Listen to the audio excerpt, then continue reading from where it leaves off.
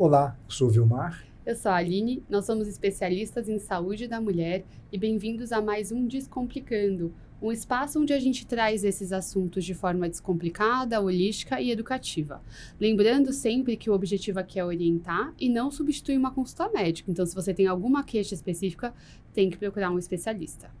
E no Descomplicando de hoje, nós vamos trazer um tema extremamente relevante, que é o câncer de mama na gestação. Algo que nós estamos vendo cada vez mais, porque a mulher cada vez mais está tendo seus filhos mais tardiamente e chegando muito próximo aonde a curva do câncer de mama começa a ascender. Então, Aline, o que você pode dizer da epidemiologia do câncer de mama na gestação? Bom, a gente considera o câncer de mama na gestação todos os casos que a gente diagnostica durante a gestação e até 1 ano do parto. Então, se a mulher está com um bebezinho aí de 6 meses e foi diagnosticada com câncer de mama, a gente ainda classifica como um câncer de mama na gestação. E é uma situação extremamente complicada, não só do ponto de vista do diagnóstico específico da doença, mas também psicossocial, porque é a mulher que está vivendo aí um momento da vida dela extremamente fragilizada, mudanças muito importantes, tanto hormonais, sociais, em casa, com o esposo, e ainda tem um diagnóstico aí tão importante quanto esse, né? A boa notícia é que é uma situação rara, ela comete aí em torno de 3% de todas as gestações, mas é o câncer mais diagnosticado em gestantes. Então, se a gestante ela tem algum risco de desenvolver algum câncer, grande chance de ser o câncer de mama. Então, 1 em cada 3.000 gestantes vão ter esse diagnóstico aí ao longo desse período que eu comentei. E o fato dela estar gestante traz algumas modificações para a mama. Então, todo mundo aqui já sabe que a mulher que está grávida, ela começa a ter mais sensibilidade na mama, a mama aumenta de volume. Por quê? Porque essa mama está se preparando para eventualmente fornecer o quê? O leite para o bebê. Então, ela tem a lactação. Isso muda a densidade, muda algumas características da mama que podem dificultar uma avaliação adequada dessa mama e atrasar esse diagnóstico, né? A idade aí média das pacientes que são acometidas pelo câncer de mama na gestação é em torno ali dos seus 32, 38 anos, mas como o Vilmar comentou, a idade média das mulheres que estão engravidando está aumentando. A gente tem mulheres engravidando acima dos 35, ali em torno dos 40, um pouco mais. E isso vai aí bater e de encontro com a idade que a gente também fica atento para o câncer de mama de quem está não gestante. Daí, a partir dos 40, a gente já começa a ficar atento. Então, acaba tendo esse encontro, né, Vilmar? Sem dúvida nenhuma. E algo que é extremamente relevante, não, Aline, que a gente tem que chamar a atenção é, primeiro, não existe rastreamento do câncer de mama abaixo dos 40 anos de idade. Exato. Então, é uma mulher que não vem fazendo rastreamento, mas que está em acompanhamento médico, está fazendo o seu pré-natal. Então, o pré-natalista tem que examinar as mamas, porque o diagnóstico do câncer de mama na gestação, de forma geral, ele é feito mais tardiamente e é feito de forma clínica. A imagem vem para complementar. Ah, mas eu não posso fazer um exame para ver se eu tenho alguma alteração na minha mama durante a gestação? Você pode fazer ultrassonografia, mas não faz parte de guideline de rastreamento de câncer de mama. É isso, Aline? É isso mesmo. E não é você fazendo ultrassom durante a gestação que vai te impedir de evoluir ou necessariamente que vai conseguir fazer um diagnóstico precoce, porque, como eu já comentei, por todas as mudanças mencionadas, a gente vai ter uma dificuldade aí de visualizar bem discretas alterações que fora da gestação talvez fossem mais fáceis de serem identificadas. E o que a mulher pode sentir então? Quais são as principais queixas? Ela pode ter um nódulo, principalmente às vezes um nódulo que talvez ela já tivesse, ou um nódulo que teve um crescimento muito rápido nesse período. Alterações de pele, então a pele vermelha, a pele mais inchada, alterações do mamilo, o mamilo pode entrar, ela pode ter a saída de algum líquido da mama, e ela pode até achar normal, porque querendo ou não, a mulher pode ter saída de leite ali da mama durante a gestação, ou a que está amamentando ter um pouco de dificuldade de diferenciar, né? Por exemplo, tá amamentando, teve uma fissura ali na região do mamilo quando tá amamentando, tá saindo sangue. tá, é da fissura ou é alguma coisa que eu preciso me preocupar? Então, por isso que fica tão confuso, nebuloso esse quadro de sintomas relacionados à mulher que está nesse período, porque as que estão fora do período nunca vão achar normal, tá saindo sangue do mamilo, mas a mulher que tá amamentando vai falar, ué, criança tá mamando, rachou aqui, é normal eu tá vendo sangue, então pode ter essa dificuldade. Mas eu acho muito importante a gente falar, Vilmar, daquelas mulheres que estão amamentando, qual o principal cuidado que a gente tem que ter e qual sintoma que elas apresentam muito e que se a gente não ficar atento pode comer bola, hein? Na realidade, o principal sintoma vai ser o nódulo, não? Que deixa de ser um sinal e também um sintoma. Ela pode ou ver um abaulamento na mama, ou ela pode palpar um nódulo na sua mama. Então, não é porque você está amamentando que você não tem que palpar sua mama. Tem que palpar sua mama. Porque muitas vezes é você que examina a você mesmo, que mais conhece a sua mama. Qualquer alteração que acontecer, quer seja ela um nódulo, quer seja ela cutânea, quer seja na papila, você vai perceber. Então, o autoconhecimento é extremamente importante. E vai ser isso que vai facilitar o diagnóstico, porque, infelizmente, na gestação ou no puerpério, nós temos um atraso de diagnóstico que gira ao redor de 5 a 15 meses. E isso pode mudar o quê? O prognóstico da doença, não, Aline? Com certeza.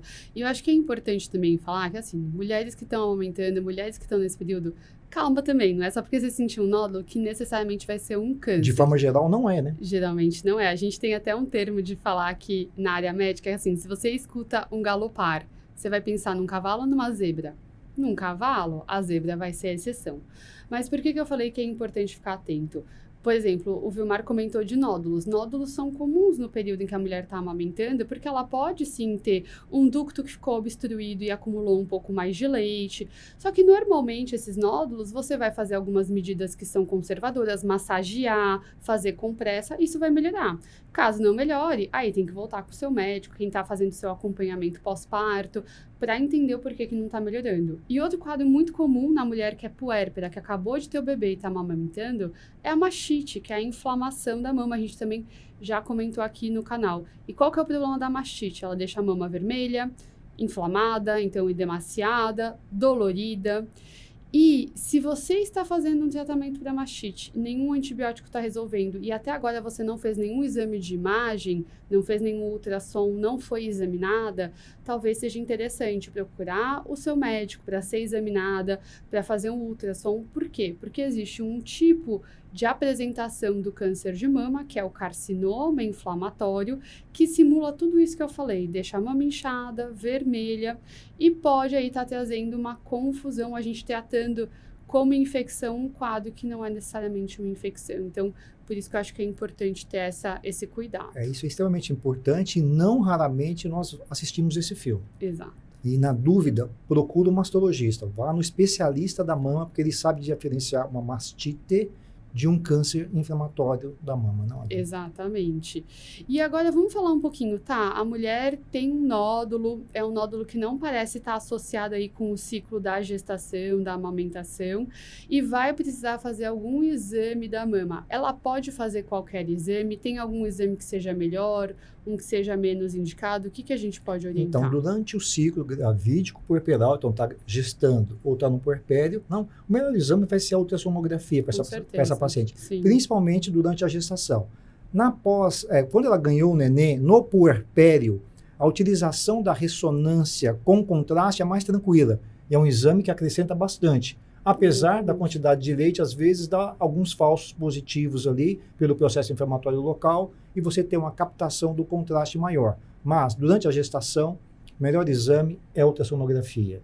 Podemos usar a mamografia? Podemos usar a mamografia, mas tem muito falso negativo na mamografia. Exato. Ela pode não mostrar uma lesão que está ali presente. A ressonância pode ser usada, também vai acrescentar bastante, mas o contraste, o gadolínio durante a gestação não é muito bem-vindo. No puerpério, ok, usar a ressonância, ok, usar o gadolínio, que é o contraste utilizado na ressonância. Então, esses são os exames que nós utilizamos. Mas, obviamente, que, de forma geral, essa paciente já apresenta um nódulo clinicamente palpável. E se você palpou, seu médico palpou, esse nódulo é suspeito, por mais que o exame venha normal, gente, desconfia. faça uma punção, faça uma biópsia deste Com nódulo, certeza. porque vai ser a biópsia que vai fechar o diagnóstico definitivo de um câncer de mama. E vai evitar o quê? O diagnóstico tardio, porque é o diagnóstico tardio que pode comprometer o bem-estar dessa nossa paciente. E em relação ao diagnóstico do câncer de mama, ele não difere da mulher que está grávida para não grávida. Então, os tipos de câncer de mama, eles vão ser os mesmos. Eu tenho nome e sobrenome para o câncer de mama fora da gestação e a mesma coisa, ela se repete para a mulher que está grávida, tá? E o tratamento do câncer de mama? Aí a gente também chega numa situação bem complicada, porque agora eu tenho que pensar em duas pessoas, eu não posso pensar só na mãe. Tenho que lembrar que tem um bebê ali dentro, dependendo da idade gestacional dessa gestação, eu vou conseguir fazer algumas partes do tratamento e outras não. Então, o que a gente pode falar um pouco sobre o tratamento? Então, é extremamente importante esse momento. Por quê? Porque toda mulher, vamos dividir.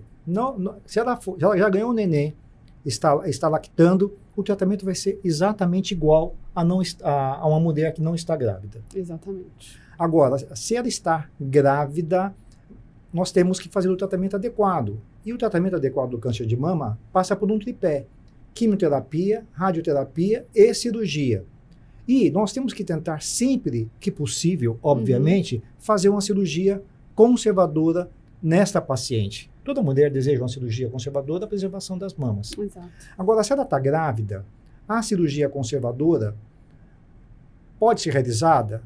Pode, mas só no final da gestação. Por quê? Porque você não pode fazer radioterapia durante a gestação, durante a gravidez. Então, todo o tratamento vai ser instituído a partir da 12ª, 13ª semana, que quando passou a neogênese do bebezinho, não? É isso daí? Isso mesmo.